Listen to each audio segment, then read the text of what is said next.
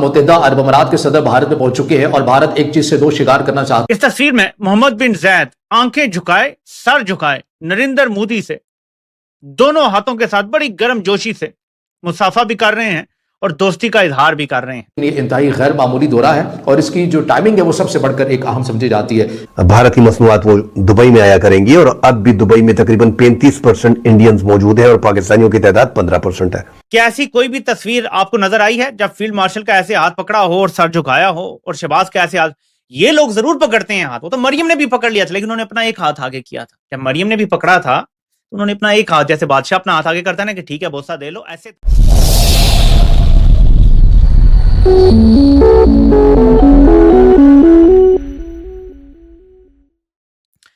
मोहम्मद बिन जायद को इंडिया पहुंचने पर रेड कारपेट वेलकम मिला है, लेकिन ये सिर्फ खबर नहीं है,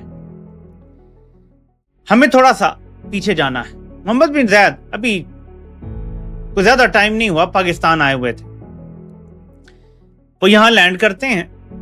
एयरपोर्ट से बाहर आना भी जरूरी नहीं समझते और बारो बारी तलोर के शिकार के लिए चले जाते हैं। फिर शहबाज वगैरह को वहां जाके शिकार के दौरान इनसे मुलाकात करनी पड़ती है, लेकिन जब ये इंडिया लैंड करते हैं तो एयरपोर्ट से बाहर भी जाएंगे और फॉरेन पॉलिसी के हवाले से बड़े फैसले करके और वहां पे बड़े मुआहदे करके वापस आएंगे।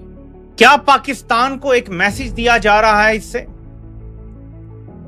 क्या इस तस्वीर से पाकिस्तान को मैसेज नहीं दिया जा रहा? सवाल एक्चुअली ये है, क्या मैसेज नहीं दिया जा रहा? मैं आपको हमेशा कहता हूं कि तस्वीरें बोलती नहीं हैं बल्कि चीखती हैं, चिल्लाती हैं और सूरत हाल को बयान करती हैं। ये ऑफिशियल अकाउंटों से पोस्ट हुई है। मोहम्मद बिन जायद की आंखें झुकी हुई हैं, सर भी आप समझ सकते हैं कि झुका हुआ नजर आ रहा है और मोदी को आप देखें कि वो किस तरह फातिहाना अंदाज में देख रहा है उनकी तरफ। तो ये पाकिस्तान के लिए एक इशारा भी हो सकता है। क्या ये इशारा नहीं है? इसका जवाब आप लोग खुद सोचें और कुछ डॉट कनेक्टिंग आप लोग खुद भी करें। तो इसका मतलब है कि ये जो बैसाखियों पे खड़ी हुकूमत है, इसकी एक बैसाखी ने इसको आंखें दिखाना शुरू कर दी। देखिए मामला यह है कि यमन का तनाजा अब आपके सामने है और इसके अंदर पहले भी पूरी दुनिया को और बिलखसूस मुस्लिम ममालिक को भी पता है कि पाकिस्तान जो नज़रियात और जो अफकार और जो ताल्लुकात पाकिस्तान के सऊदी अरब के साथ हैं वो किसी और मुस्लिमों के साथ उस हद तक नहीं है।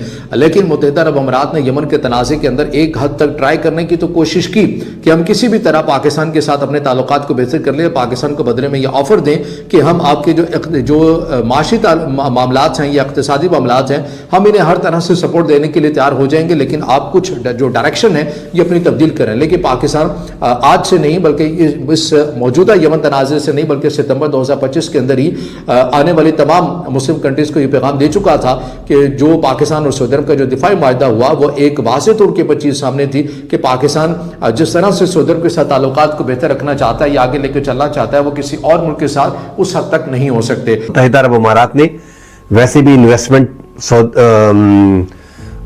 जो है वो भारत में बहुत ज्यादा कर रखी है। 100 अरब डॉलर इन्होंने पिछली बार लगाए, अब गुज़िश्ता 4 सालों में जो है 100 अरब डॉलर वो तो लग चुके हैं। अब 100 अरब डॉलर के मजीद मुआहदे होने जा रहे हैं जो नॉन आयल होंगे, आयल के बगैर तिजारत होगी और वो 100 अरब डॉलर तक वो लेके जाएंगे।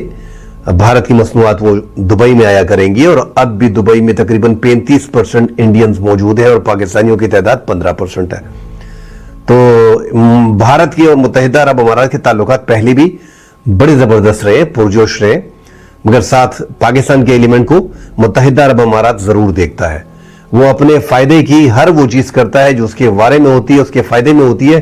बहरहाल थोड़े से 5% 4% वो पाकिस्तान का ख्याल जो है वो एक साइड से रख रहा है। अब ये इख्तिलाफ आने के बाद ये जो पाकिस्तान ने ओपनली सऊदी अरब को सपोर्ट किया और जो सऊदी अरब और मुत्तहिदा अरब अमीरात के माबैन जो कशीदगी पैदा हुई है यमन को लेके, यमन की जंग में, उसके बाद ये कशीदगी जो पैदा हुई है, अब आगे देखना पड़ेगा कि मोहम्मद बिन ज़ैद अल नहयान का ये भारत का दौरा, क्या उसमें दिफाई मुआहदे होते हैं, क्या वो हथियार जो है उसके मुआहदे होते हैं, ये सामने आने के बाद ही फैसला किया जा सकेगा। और इसके अंदर जो मुत्तहिदा अरब अमीरात के सदर हैं जब भारत के अंदर मौजूद हैं तो इसके अंदर भारत, जैसे कि मैंने इब्तिदा के अंदर कहा कि भारत एक चीज़ से दो शिकार करना चाह रहा है।